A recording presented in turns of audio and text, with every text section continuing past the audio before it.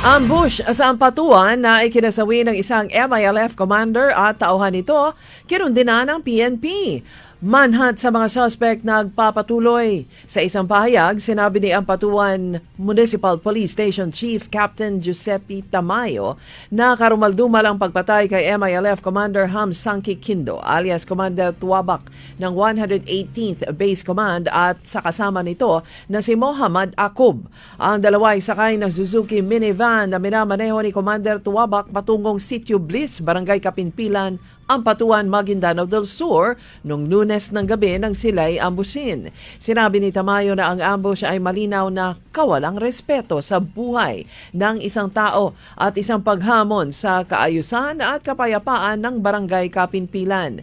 Nangako si Tamayo na gagawin ng PNP ang lahat ng kaya nito upang mabigyang hustisya ang kanilang pagkasawi.